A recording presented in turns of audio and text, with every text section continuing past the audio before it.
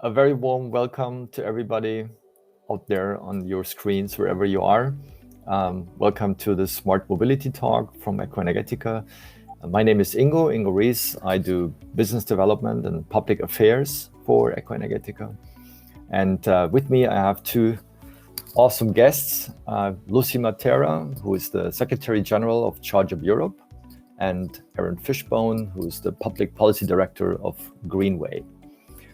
So just to talk a little bit about the agenda, as you know from the invitation, ChargeUp Europe has issued an annual report of the state of the industry. So it's a great collection of data, and Lucy will walk us through the highlights, and then we have prepared some questions.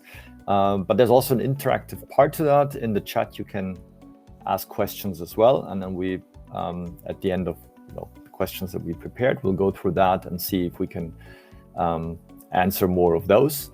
We also want to talk a little bit about the regulatory part. ChargeUp Europe is, it's the heart of ChargeUp Europe, basically, and Lucy will talk more about it, obviously, to work with the European Union, with the regulatory bodies, and so we're going to go through that as well. Also would like to remind you that the report that we're talking about can be downloaded from the ChargeUp Europe website. It's free, so if you haven't done so, I'll encourage you to do that. We only go through a couple of slides. I think the full report is something 70, 80 pages, so don't worry, we're not going to go through all of them. Good. With that, as an intro, I'd like Lucy first and then Aaron to explain a little bit about your companies, or association in that case, and also share a little bit on a personal side how you got involved in electromobility. Would be curious. Yes, thanks Ingo, and hi everyone. Really good to be here. So I'm Lucy, I'm the Secretary General of ChargeUp Europe. So ChargeUp is the voice of the EV charging infrastructure industry. We're a trade association. We're based in Vincent, so quite young. We were created 3 years ago, originally by 3 members. We now have 35 members, so that's a pretty good growth. And so we represent the entire value chain in the EV charging sector, and also CPOs, hardware and software producers, and also, of course, EMSPs. And so the core of our activities is around advocacy, and what that means concretely is basically trying to shape a policy and a regulatory environment that is conducive to a vibrant and innovative charging sector in Europe, across all of Europe, right? Not just in some countries. That's important. Good. And how did you get in touch with e-mobility? I don't think you have done that all your life. Yes, good question. So, so a few years ago, I made a decision to only work in the future for a sector that would very actively and concretely contribute to climate mitigation or sustainable answer to climate change. And so that led me gradually first through energy and then through mobility to work for ChargeUp Europe. Thank you. Aaron, how about Greenway? Yeah, hi, Ingo. Thank you for having me. As you said, my name is Aaron Fishbone. I'm the Public Policy Director for Greenway. So we are a full-service electric vehicle charging solutions provider operating in Central and Eastern Europe. So I'm sitting in Bratislava, Slovakia right now, where I am based. And so we really do 3 things. We have our own network of publicly accessible charging stations throughout Slovakia and Poland. We also offer charging solutions to third parties, so supermarkets, restaurants, hotel chains, shopping malls, whatever that want to have charging stations available. We can install and operate them, and then we also directly serve EV driving customers here in this region. So they are drivers from Slovakia and Poland who have Greenway as their mobility service provider, receive their invoice from us and any other number of, let's say, value-added services that we provide to them as EV drivers, numbering well over 50,000 at this point. So quite busy in all facets of EV charging these days. And I guess, how did I get to this? Well, when I wasn't in mobility my whole time, but have been now for over 8 years. When I first moved to Slovakia, a friend introduced me to this small-ish startup that was doing its level best to decarbonize last mile delivery by converting diesel vans to electric vans, and suggested that I get involved, and I did. I met the co-founders and quickly quickly got involved with them, and that company became what is now Greenway. So I have been here the whole time, and we have been growing by leaps and bounds ever since. Great, thank you. And then, I mean, just to make sure that everyone on the call probably knows, but as I said, just in case, what Ecoenergetica is doing, we're one of the leading manufacturers for DC chargers for buses, passenger vehicles, and trucks.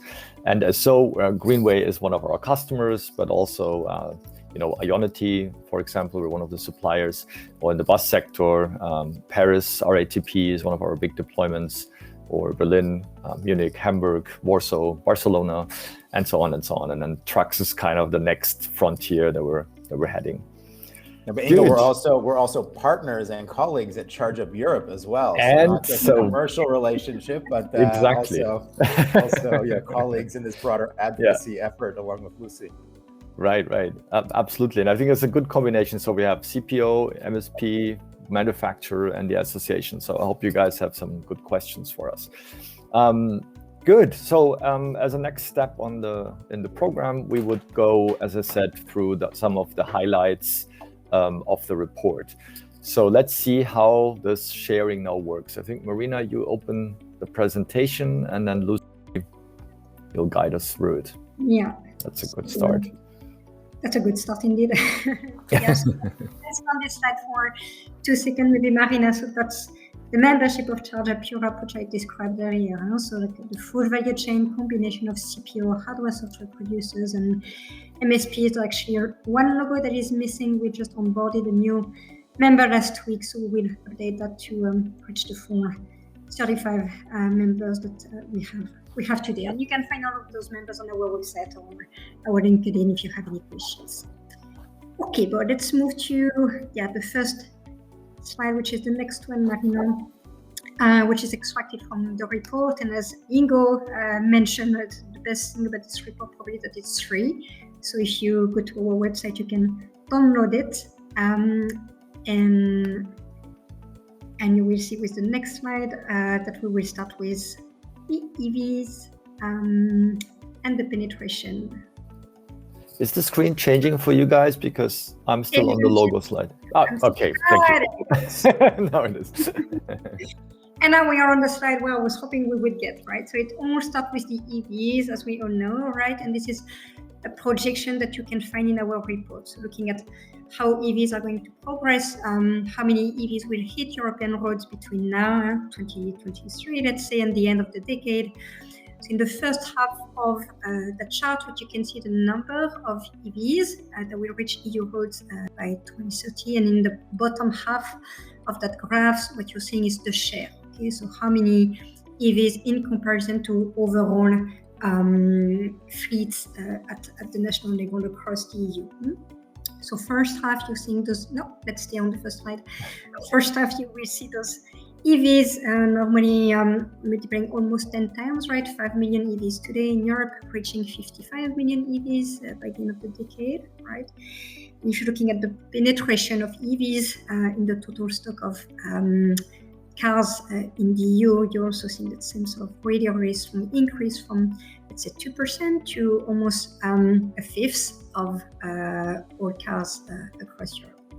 Aaron, I don't know if you want to comment on the share between BEV and hybrid. So I'm throwing in Aaron because he's been heavily involved in that project. But of course, you can see that progression is much stronger on full EVs, and the hybrid are basically decreasing over time. Yeah, let's go to the next one, Marina. That's okay. In terms of how those EVs are distributed. So on this slide, if you look at the colors, so just the colors, that will refer to the stock of EVs in a given country, right? And so the darker the color, the more EVs you have in that country. And if you just look at the numbers, that's the percentage of EVs in the total fleet. Okay, so no big surprise here. France and Germany are leading in terms of total number of EVs. They represent those two countries 55% of all EVs.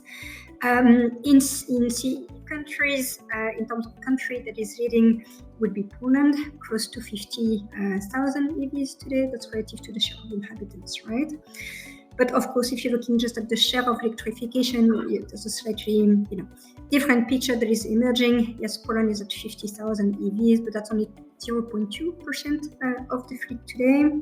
Nordics and Benelux are leading on electrification share, and you do see some very big gaps, right? The very big discrepancies of variations across Europe.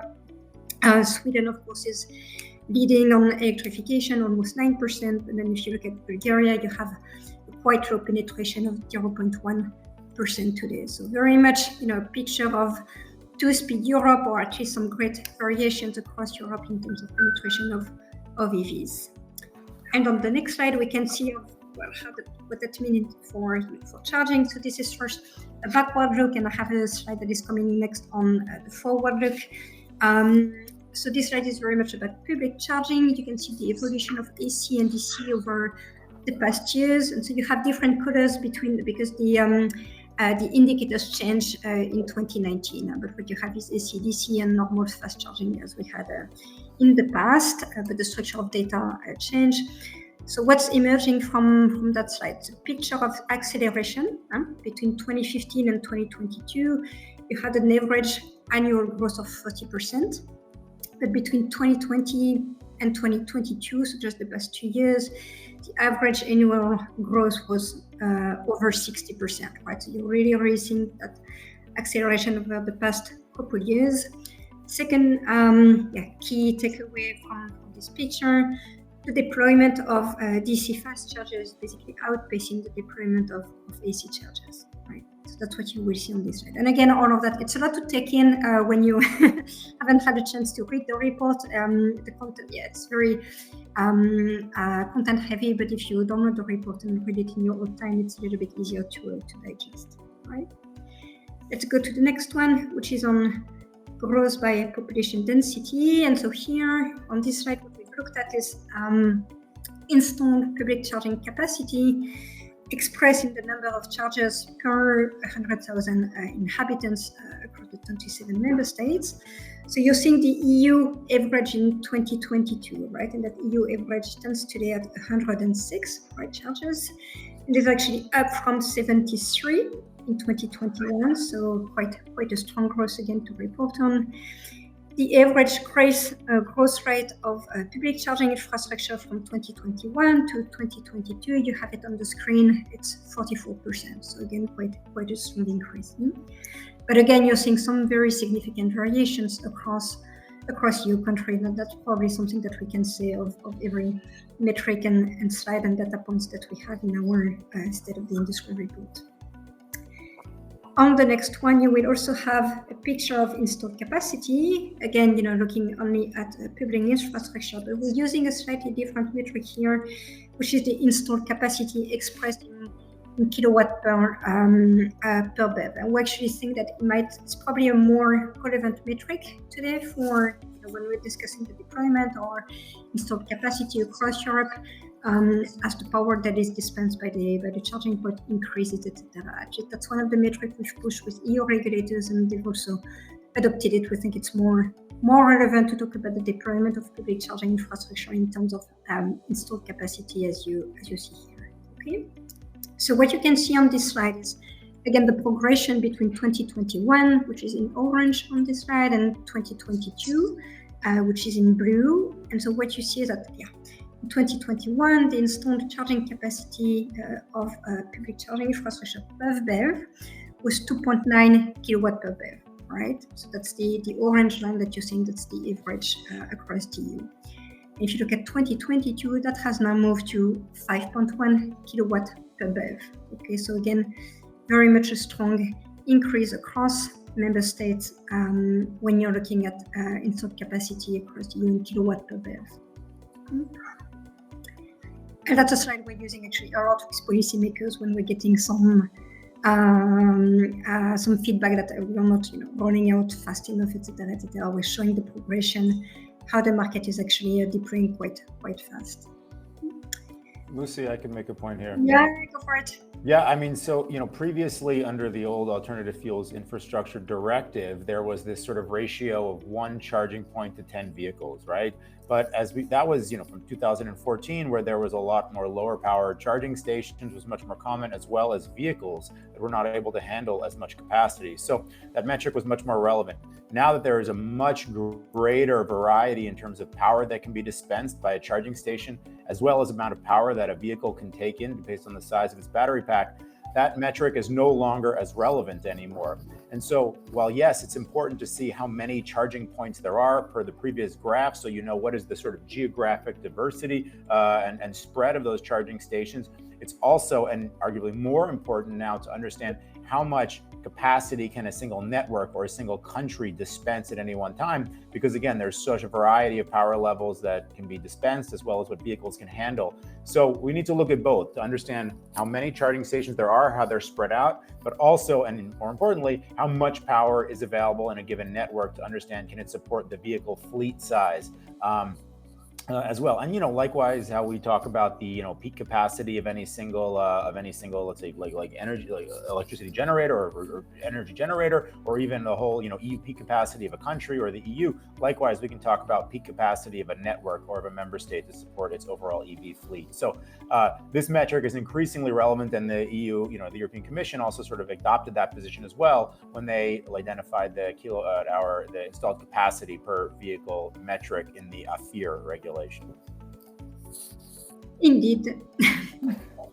Thanks, Marina. Let's go to the next one. So if you lift a little bit the veil on that public charging, but also on the technology that underpins it, again, you see a very broad range of situation. And again, you will read that slide after the webinar in your own time. But basically, the key takeaway from this slide that countries with more public charging point basically have more AC chargers today that are in place, and you will find those countries mostly in Northern Europe and Western Europe. They've usually started the transition a little bit earlier, right? And if you look at the rest of the countries, mostly in CE countries, occasionally the south, right, they have fewer charging points, but tend to have higher powered DC chargers, basically. And again, a picture of great variation across the EU. On the next one, that's a fairly brutal one to observe. So on the left side, you have the countries, right, across Europe. On the right side, the number of chargers across each country, and then for each of those countries, you have the split between AC and DC. And you can see, again, quite a strong diversity across the EU. So there will be some variations. Malta will have exactly 0 DC chargers today, while Estonia, as you can see, has a majority of DC chargers that is available. But again, a key takeaway from this slide today, like the vast majority of public charging points in the EU are still AC charging points, and as I said, mostly located in Western and Northern Europe. And you can have fun and try to look where your country stands on this particular picture. Marina, let's go to the next one. So just to widen a little bit the lens, right? Because we've talked a lot about public charging, we've talked about the past. If you want to show the evolution, let's say, between now and the end of the decade, looking not just at public charging, but also like the full picture of public and private charging. So a few key takeaways from this slide. So just looking at the total number of charging points across the EU, both public and private, right? So you're seeing a rise from about 5 million chargers today to close to 35 million by the end of the decade. So a very strong, sharp increase, right? And the blue and the gray on this slide, that's private charging. You can see that private charging is very much the dominant mode of charging today, but you can also see that by the end of the decade, it will remain the dominant mode of charging. It's interesting because you have a strong disconnect between that picture that you're seeing here, showing how central to EV charging the private space is, and the policy debate which is largely focused on public charging and public deployment of infrastructure. And you see also DC chargers increasing quite sharply over time, reaching about 500,000 charging points by the end of the decade, but still remaining quite a small sliver of the market. The main takeaway from this slide, strong growth between now and the end of the decade, and private charging very much remaining the main mode of charging. And the last one, which always gets regulators. Okay, so we had one additional slide that we took to that hasn't been included here, but I'm happy to talk about that slide only. So it's a slide that and you will find it in our report, showing how much electricity demand you're getting from EVs today. So that's standing to about 40 terawatt per hour. That should reach over 140 terawatt per hour by the end of the decade, so by 2030. So again, a picture of strong growth. But if you're looking at the share, right, of electricity demand coming from EVs by 2030, even with our demand of 140 terawatt per hour, that would still represent just 4% of the total electricity demand in the EU. So again, just a very, very small number. Voilà, and again, this is just a very small sample of some of the data points that you can find in our State of the Industry report. It's a lot to digest, especially when you read it for the first time. But again, download it and go through it in your own time and enjoy the data that we've been able to collect. Thank you very much for that great overview and introduction. One point I always find interesting: where did the data come from? Did we provide that as the members of ChargeUp Europe? Did we run a study? Is this a blend? So it's and I'm sure Aaron will want to speak about that. So it's a very unique report. So it's not something you could get from Bloomberg or a research institute or something like that. So we're working with an external independent research partner to do some of the numbers crunching, right? There is also data that has been derived directly from an internal survey. Again, what's useful, I've described the membership of ChargeUp to people who are actually doing the deployment of charging infrastructure today. And so they have a good view of the market, where it is today, but also what are their plans for the future.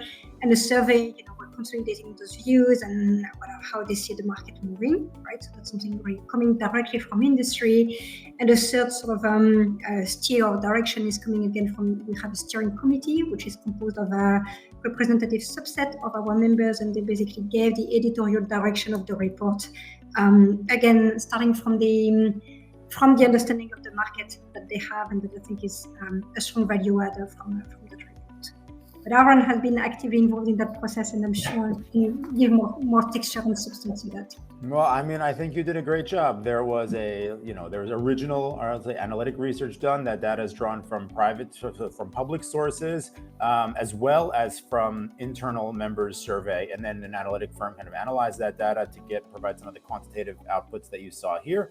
And then public sources include existing, let's say, market research studies, the Alternative Fuels, EAFO, European Alternative Fuels Observatory, as well as data sets put out by member states that, like, let's say, ministries of economy or police departments based on registrations, things like that. So actually a fairly granular amount of data. One thing though, you really see inconsistencies in data coming from different countries, which is something that we hope the AFIR will also address through its desire to create sort of consistent data sets across each member state through the types of data that have to be shared from based on charging information, like point of interest information, that have to be shared with so-called national access points, so that maybe having this data won't be so novel anymore. It won't take so much effort to actually get this quantitative data. And then, as Lucy said, we did a big membership survey, so a lot of sort of value-added insights and kind of perspectives from the field that came directly from the members of ChargeUp Europe based upon their own operational experiences and case studies. Because the real audience for this report is designed to be people who are, like, say, in decision-making roles, but are maybe not super deep in the industry as well. So we want to sort of explain and demystify the world of EV charging and the whole ecosystem and sector to them. And so therefore we had 17 case studies from different members highlighting and showcasing different parts of the business to really help clarify and shed some light on what's going on there, to help people understand, because there's a lot, as you know. Yeah. Thank you. A long body of work, like six month overall ordeal about for data collection all the way to publication. Maybe even a little longer. And then you harmonize it all, so it all looks basically consistent. Great. We hope so. Good.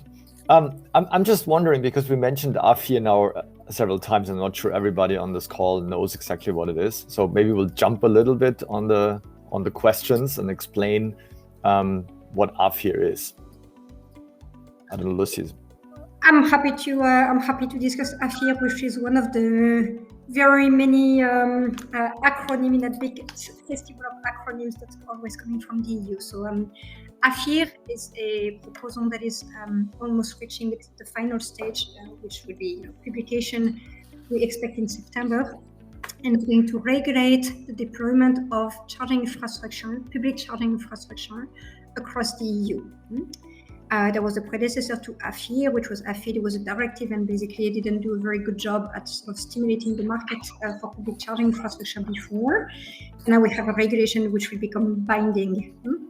Now what AFIR is doing is that it's defining baseline level, so a minimum level of ambition that all member states must meet in terms of deployment of charging infrastructure in their countries, right? Targets basically that they must reach. Those targets are expressed both in installed capacity, as we've explained, but also in distance-based. And then each member state, so each national government is basically in charge of developing a plan to meet those targets.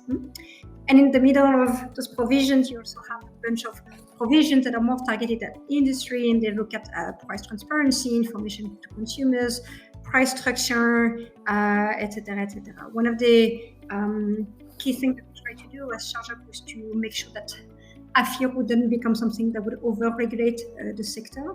And so that's something that I think we're quite happy we've achieved.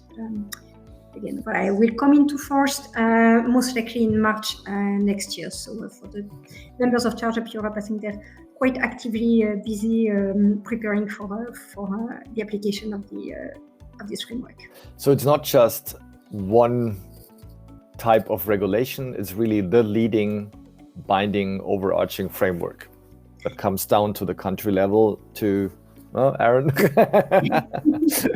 That's for the public, again, that's for public charging infrastructure. But as we've said, public charging infrastructure is, again, one small sliver of the market. And much of the charging is very much about private. Okay? And there will be another framework with another different acronym called EPBD, which is just as fun for looking at the private market. As I said, it does a good job at defining very much the baseline level. So what's the minimum level that each member state has to achieve in terms of infrastructure, public infrastructure deployment. It doesn't really set the bar for stimulating the market, especially in some key countries in CEs. But it's at least it's doing a good job at aligning member states behind a shared level of ambition and industry behind some basic quality of service requirements, basically. Yeah, I think that's right.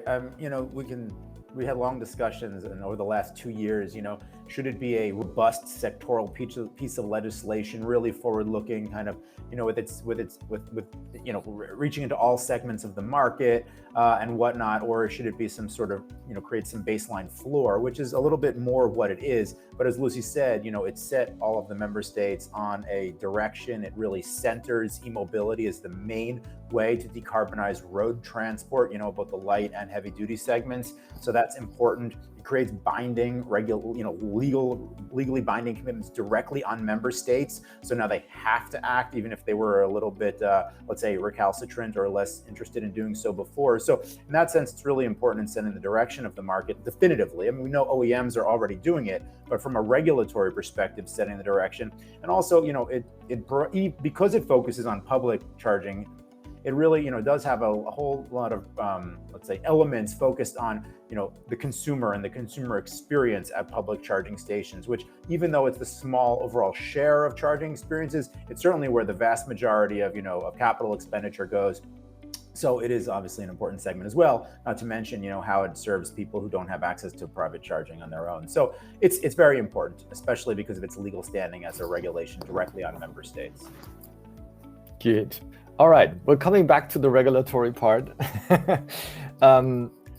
going back to the slides to digest a little bit more what we just heard. One thing that caught my attention was the difference between the level of electrification when it comes to the member states, especially when the Central Eastern European markets were mentioned as being lower. And then, Aaron, you said you live in Bratislava, so I'm quite curious to hear how is it to be in a Eastern Central European market on a personal level from an electrification standpoint? Yeah, it's interesting. I mean, I think a lot of it comes down to, so there's two things. One is the awareness of individuals about what's out there around them. I say before I had children, I didn't know where any of the playgrounds were. Now, not only do I know where all of the playgrounds, in a 2-kilometer radius of my apartment are, I know exactly which toys are available at which ones to serve, which desire my kids have at any moment to play. Is it swinging or sliding or sandbox or what? I think it's similar with charging. If you are an EV driver or you need to be, then the charging that's available around you. Where's the public stations, which one is by a supermarket and which one is by a the gym to work out and which one is by a theater if that's what you want to do. The ones on the way to the airport or to the train station. Where the, let's say, non-public charging stations that you might have access to, and you have these wonderful applications that with maps that give you that. And now Google is increasingly onboarding charging stations. So it's not so much that there is a lack of opportunity to charge. I mean, I have driven so much around the region, from Bratislava to Bucharest and back. That's 2,200 kilometers to Zagreb. So the main roads are quite well served by charging infrastructure, as well as larger cities, where there are less, but there is less in sort of once you get out of the main hubs. That being said, that's just publicly accessible charging stations we're talking about, okay? And there are obviously, in terms of volume, fewer of them than in more developed markets because we are simply less developed when it comes to e-mobility. The biggest issue there comes down to the vehicles and the number of vehicles that there are overall themselves.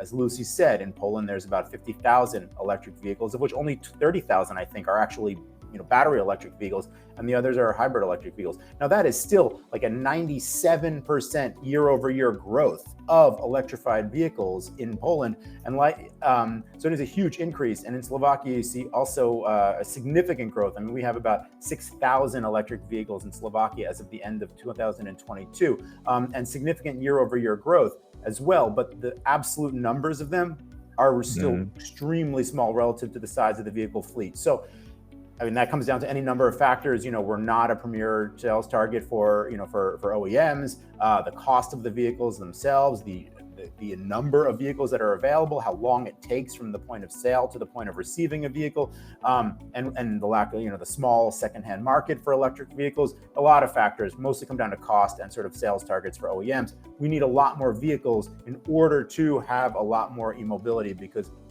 charging comes a little bit ahead of vehicles, but not that much ahead. There has to be a sort of an expectation of vehicles coming to justify the investments for significant amounts of additional charging infrastructure deployment. Because from a CPO's perspective, a charge point operator's perspective, one of the key metrics is utilization. How much is any charging station being used in order to justify the return on investment one gets for all of the expense of that station and all of the surrounding services that we provide, like 24/7 helpline, upkeep and maintenance of the station, in order to ensure that it's available and let's say working well when people show up there. So I think we don't have that many vehicles. That's certainly the biggest factor. And then actually, in terms of charging, there is a lot of it, but people need to be aware. And I guess the last thing I would say is, and we're starting to see this now in the era of campaign season in Slovakia and then coming up in Poland too, there was a lot of what we saw in Germany a few months ago, where all of a sudden they were trying to backtrack and say, whoa, we should slow down this electrification transition. You're hearing that debate begin to occur also in our national campaigns. And a lot of that is sort of opportunists just trying to use this issue as a way in order to generate support and fearmonger among people as a wedge issue in the political campaigns. And so that's starting to seep into the public discourse, and frankly, even into conversations I'm having with friends who are starting to, they don't know where it came from, but now they're starting to have suspicions around this e-mobility thing, and they don't quite get it, and it's seeping into the public consciousness. And so that's something that we are acutely aware of and are working hard to push back against, but it's a thing, especially when leading political figures are the ones espousing it. Yeah, I think we see that probably all over Europe, that if somebody gives you a good excuse not to change, then you're happy to to stay where you are. Elaborating a little bit more on the numbers, because also in the report, I like obviously the number 55 million mostly battery electric cars by 2030, and 2030 isn't that far away. I mean, we're almost halfway through this decade. Sort of. So it doesn't feel like, and I remember how hard it was to get to the first million. So, hello. my dog might also walk through in a minute. But the number that may be a bit sad is when you compare it then to the overall number of cars. And I think we have 250 million So while this is great, and it's a great growth, and it's far more than we have today, but it's only a bit more than 20%, which means even at the end of the century, this decade, we still have 80% of the people still polluting the air, and so it almost feels a little bit too little, too late. And I don't know, what's your opinion? What we can do as an industry to even accelerate the already good growth? But yeah, I'm happy to pitch in on that one, Ingo. So that would actually be a good question for the car manufacturers, and they would likely bring up, the issue of the difficulty in the supply chains, how to secure that, and basically how long it takes for your order to materialize on your doorstep when you order your EV. But I think, ChargeUp, our value number one is consumer first, right? So when you want to hear, okay, why is this not moving fast enough? Then I think good to turn to the consumers and hear their voice. And so the European Alternative Fuel Observatory, which is an observatory that is maintained by the Commission, right? So it's independent, right? And they've just released a very interesting consumer monitor survey, right? That was a few weeks ago, and they've asked, consumers, okay, what is preventing you from buying an EV? Like, why aren't you buying more EVs, people? And the number one obstacle by far, the number one obstacle that was referenced by the survey respondent was the price, right? The price of the car. So, I was afraid you would say the charging infrastructure. No, and that was very good. No, and I'm precisely, that would be what everybody would say. Number one obstacle is the lack of charging infrastructure. Actually, that's not where the consumer concern is today, according to this survey that was just released. The number one obstacle is the price of the car. That said, even if you look at 20% and you're thinking, oh, this isn't so high, we did some modeling within ChargeUp Europe a few months, that was actually a few years ago, in terms of, okay, what is the minimum level of penetration of EVs we need to basically have a good business model. And the modeling we got gave us 7%, right, in terms of penetration. 7% of penetration of EVs in the market, you have enough organic market activity to no longer need basically regulatory targets. We're not there yet today. Well, I guess the price point on the car is sorry. No, please go. I was happy. I think we talked about this last week. I agree. I mean, electric vehicles are perceived to be expensive, and there's a lot of talk about the 20,000 euro, whatever, $20,000 electric vehicle that has to come. There are coming from China to some degree, but maybe looking for something from our more traditional OEMs. But the number I found interesting is there is actually an average price for a new car, and that was something like 45,000, which I thought was actually quite high as an average. And then that was basically the relation. The entry model Tesla is actually below the average price of any car. And so I think we're on a good track on that. But I understand. I mean, this is nothing you can force people to spend a lot of money if what they already have is still working. So that's definitely an issue. Can I jump in? I mean, I think that, one of the issues then that raises is that one, obviously a big part of this is with the vehicle manufacturers themselves and, their ability to produce vehicles, their incentives to produce and distribute vehicles, at all price points, also all sizes. I mean, not every vehicle needs to have an 80 kilowatt hour battery pack or 70 kilowatt hour, right? You can have smaller range vehicles. And that's a lot of what we are going to be seeing from, the Chinese when they try to enter the European markets as well, is smaller vehicles, smaller battery size packs.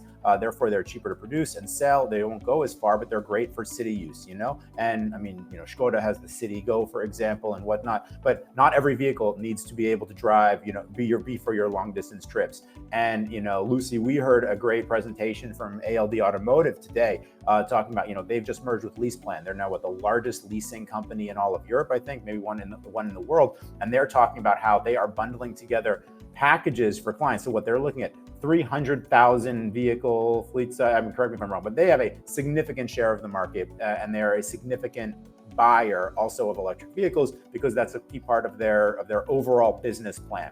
And so they're bundling together, offerings where they can lease someone an electric vehicle, or like sort of mobility as a service. They can lease you an electric vehicle for 5 days a week with the option to get a longer range vehicle for the weekends for your travels. And that could be combustion engine vehicle as well, or electric vehicle, because why start, you shouldn't get rid of a perfectly good vehicle on the road, if it's only going to be used periodically, especially when that conserves the resources that we have and whatnot. So let's not throw away things before their, let's say, useful period of their life is over, if in fact by doing so you would be generating a bigger environmental impact, because you would need to replace that with another bigger vehicle. So I think there's a lot of answers there, and in particular the role of fleets, of larger companies, especially large corporates that are not just looking at the upfront sticker price of a vehicle, but can analyze the total cost of ownership over the lifetime or the useful life of that vehicle, including maintenance, including depreciation, insurance, and charging, both public and private. What are the costs of that? And come up with and they can also do that over, let's say, 10, 15 years, and then so they can make those kinds of investments and those kinds of decisions. They have the financing to do so. It is certainly going to be a lot harder on the backs of individuals and families, even with subsidies. And then by also fleet operators can also be doing that, buying the new vehicles and then generating vehicles for the used car market. So fleet operators and larger corporates as a key vector in this transition should not be underestimated. Good. Sticking on the number question, the one point obviously that we as a manufacturer are curious to find out, and you had some in the report, how many chargers do we actually need to serve, let's say, a big fleet of electric vehicles, ultimately 100%? And just a couple of numbers I'd like to share. Here in Germany, and since I'm in Germany, so I'm getting very exposed to numbers that we published here for the market. Actually, in the coalition contract of this government, they said they want to have 1 million charge points by 2030. And the moment that number came out, one half says, oh, that's not enough. And the other one says, oh, that's way too much. And funny, last week, there was an article in a magazine in Germany where an expert was quoted that he thinks we need at least 600 chargers to replace one gas station at a freeway in, like say, holiday season. And he did come up with this number by taking the liters per second that go through a pump 24/7 without ever stopping, without ever paying, and then calculated that against the equivalent kilowatt hours in electricity. And when you multiply that, you probably need not 1 million chargers, you need 100 million chargers. So I didn't call my CEO and said we need to increase the capacity for production, because in the same article, and it was said he's expert actually for combustion engine, which always makes me suspicious if they make projections on charging. And then second, there was also somebody quoting who actually runs a gas station, and he was more he said something has 60 sessions an hour on his like 10 pumps. So that would be like 6 an hour, which makes more sense when you consider how long it takes to go fill your car and then pay and then come back and so on. So he was more, when you look into high power 350 kilowatt charging, it was more talking about maybe 12. So, and that's already what we have today, right? So that means we would probably don't need 1 million. We probably need only 500,000. So just half of what was in the coalition contract. And again, and also we heard in 2030, we only have 20% of the installed base. We don't have 100%. So the question I have to you guys is that math even, does this even make sense? Or I mean, are we, when we talk about charging, and I think I saw that in the presentation when you mentioned the homes and everything, do we have to think completely different? It's not about replacing pumps, right? I mean, charging is way more than that. I don't know, Lucy, you want to start? Yeah, I'm happy to start. I mean, as you said, it's one of those false equivalencies we have to fight all the time. We have to explain all the time. Refueling is not the same thing as recharging, so you cannot make those parallels. They just don't work particularly well. One of the many ways they don't work is that you cannot refuel your car at home, right? You can recharge your car at home. You can recharge your car when you go shopping, when you go to a destination, when you go to a restaurant, to IKEA, to Decathlon, whatever. Okay, so that will be, people need to understand. This is just not the same business, right? So how predominant private charging is going to remain is quite important. Again, another misconception or point we're trying to make policymakers understand. Again, are you using the good metrics, right? People are very focused on the number of chargers. Fine, I understand that it captures imagination. what matters is also installed capacity, right? And that's a metric that needs to become a little bit more prevalent. Maybe last one to flag. So, EU policymakers were given the chance to define how many, what level of deployment they want to see across Europe, right? They've had the chance to just finish that debate through AFIR. They have defined those numbers. They have defined what they think is necessary, right, in terms of deployment of public charging infrastructure. We have some projection in the report that I haven't shared that today because it was already quite a big download, but you will find them in the report.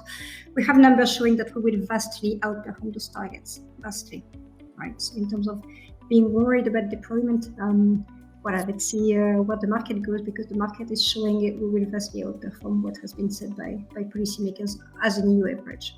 And I think in AFIR it was something like how many miles between hubs and how many charging stations and how much power in total or something like that. And then also split between trucks and passenger vehicles. So there's, if somebody's interested to look into that, it's quite specific. Yeah. I just say that, the fundamental, like as Lucy said, there's just a misconception of how most charging is done. And she showed in the slide that publicly accessible charging is less than 10% of the overall amount of charging sessions provided.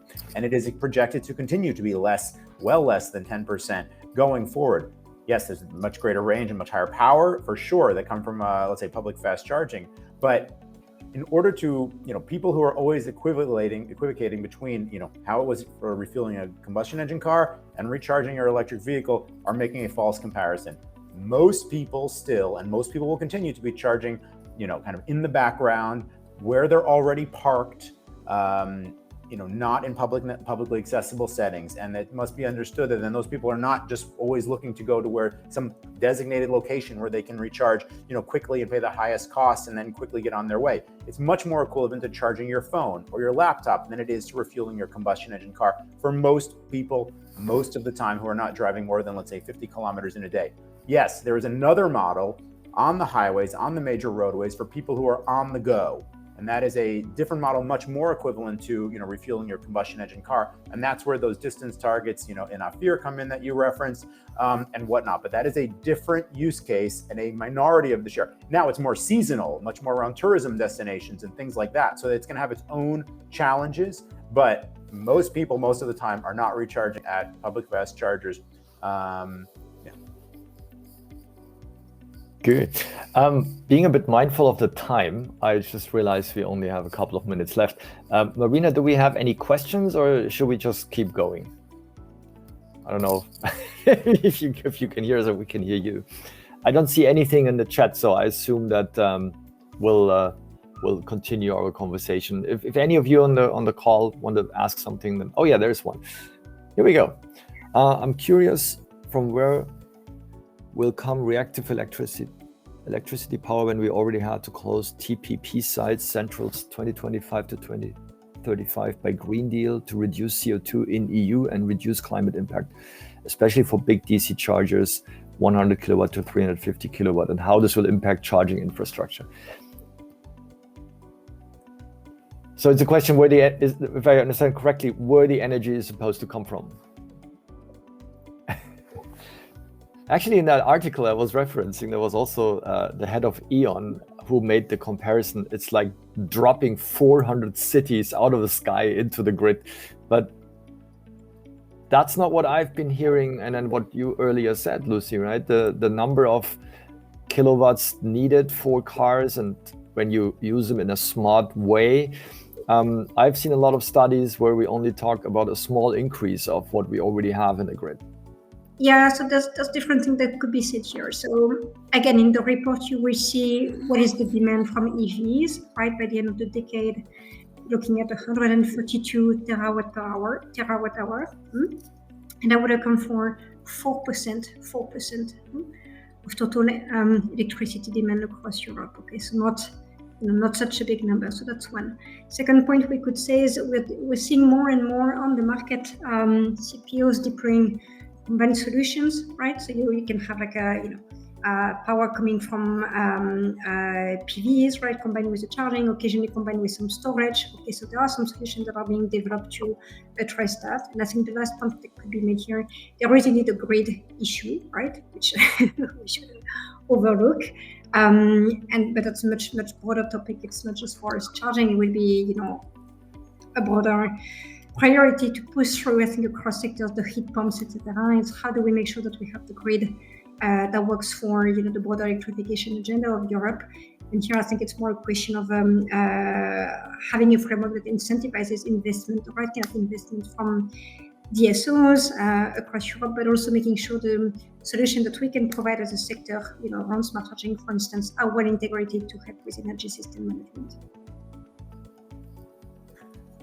Yeah, I think that's right. As you showed in the chart, right now, overall EV consumption is less than 0.5% of overall EU electricity consumption, and by 2030, with 55 million electric vehicles, it'll be only 4% of consumption. So, and then there's any number of, let's say, any number of ways in which we can manage that supply through managed charging, let's say time of use charging, demand response, charging at off-peak hours and whatnot, in order to kind of balance the overall load. So that now at the distribution level, yes, there might be challenges in certain places, but that's exactly where these demand response and time of use kind of let's say approaches can be used in order to offset that imbalance.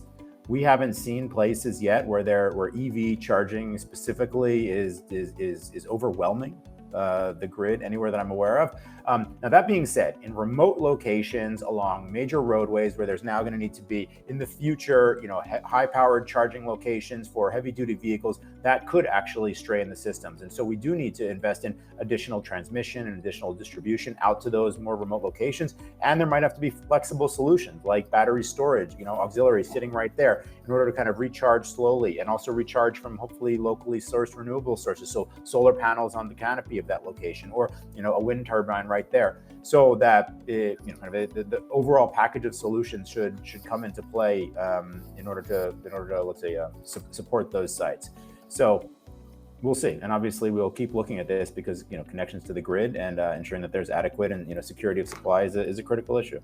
And I think we always have to remember that we have no alternative. We need to figure it out, because it cannot be an excuse to keep burning fossil fuels because we don't know how to create more electricity, right?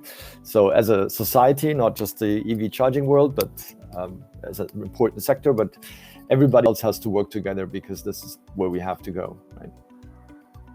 That was almost a good ending to the... I would support that.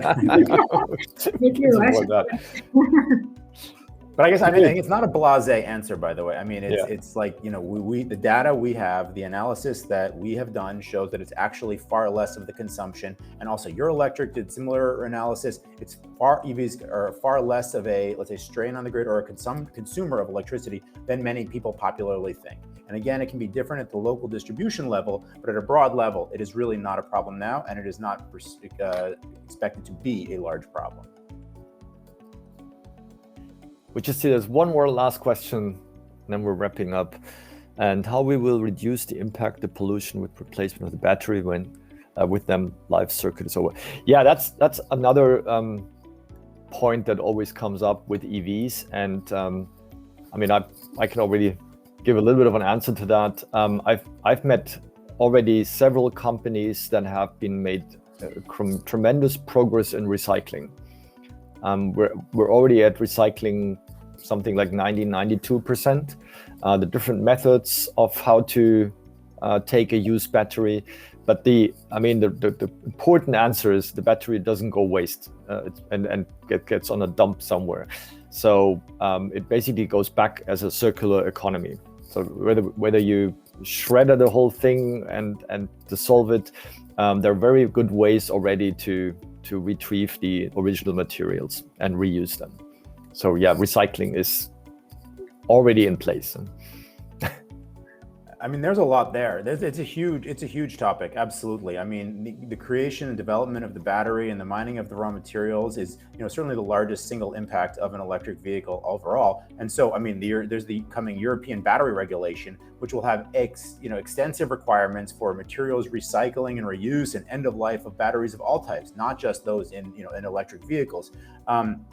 So there's a whole nascent industry to be created that's already starting, but is really just beginning in battery, in end-of-life materials reclamation. It's also, by the way, why I made the point that smaller vehicles can serve a lot of the market. We're using far fewer materials, raw materials overall. Now, the Slovak Electric Vehicle Association and the Polish Alternative Fuels Association 2 weeks ago or so put out a really comprehensive report about the battery sector in the Visegrad 4 countries. Poland is the #2 per capita producer of batteries in the world right now. So there is an incredibly large industry that exists already and soon to be created in the sort of end of life and this reclamation about to happen. So it's a really kind of exciting time for that. It's an absolutely critical issue for sure, though, in this overall, let's say, impact of electric vehicles and the transition. Okay. I guess we have to close out because we're out of time. I think we could go on for another hour. It sounds like, I mean, it is obviously our favorite topic to talk about electric vehicles and charging and everything around it. So just as a reminder, everybody, download the report. Also, I want to point out the next big event that's coming up in Munich, the Power to Drive. A lot of us will be there. Maybe you as well, if you want to learn more about electric charging or electric vehicles in general. If you have a project, if you're looking for some advice. Good. Yeah, that's all from my side. I don't know, Lucy and Aaron. Oh yeah, we're up. I mean, thank you very much for your time. Appreciate it, and also, I mean, thank you for putting the report together. I know, Aaron, this was a huge project that took a lot of time. And I think this is good. And we're looking actually forward to, I hope we do that next year again to get an update. Maybe in 2 years. Already. It was a fair amount of work, as you said. But it's always fascinating to see how that goes. Good. Thanks for having us. Yeah, thanks for you. Thanks for joining. All right.